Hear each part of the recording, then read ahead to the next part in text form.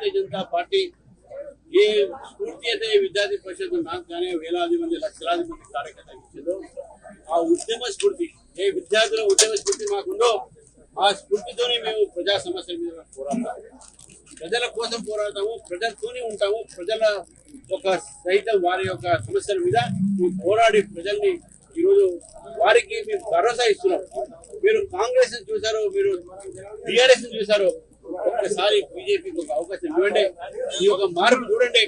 తెలంగాణలో ఒక రాజకీయ మార్పు చేసి డబుల్ ఇంజన్ సర్కార్ కూడా భారతీయ జనతా పార్టీ తెలంగాణలో ఏర్పాటు చేస్తే ఇక్కడ ఉన్నటువంటి ఒక తెలంగాణ వాసులకు ఒక బంగారు తెలంగాణ, ఒక వికసిత తెలంగాణ, ఒక ప్రజాస్వామ్య తెలంగాణ తప్పకుండా మీకు తీసుకొస్తామని చెప్పేసి కూడా ఈ ఉద్యమం కోసం ఈ ప్రజా వ్యతిరేక ఈ ప్రభుత్వం వ్యతిరేకంగా ఈ ఉద్యమం తీస్తాము.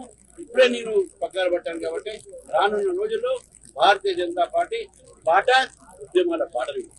42% రిజర్వేషన్లకు సంబంధించి ఆర్డినెన్స్ ఇవ్వాలనుకుంటుంది. దీన్ని మీరు సమర్థిస్తారా? ఆర్డినెన్స్ కు మేము వ్యతిరేకం కాదు, రిజర్వేషన్లకు మేము వ్యతిరేకం కాదు. రిజర్వేషన్ 10% మతపరమైనటువంటి రిజర్వేషన్లకు మేము వ్యతిరేకం. ఒకటి. రెండోది 42% రిజర్వేషన్లు మీరు బిల్లు పెట్టారు అసెంబ్లీలో, భారతీయ జనతా పార్టీ బేషరతుగా సపోర్ట్ చేసింది. అది మొత్తం పూర్తిగా దాన్ని అమలుపరచాల్సిన బాధ్యత మీది. బిల్లు తెచ్చింది మీరు, సపోర్ట్ చేసింది మేము, బిల్లు పాస్ చేసిన ఆర్డినెన్స్ చేసింది మీరు.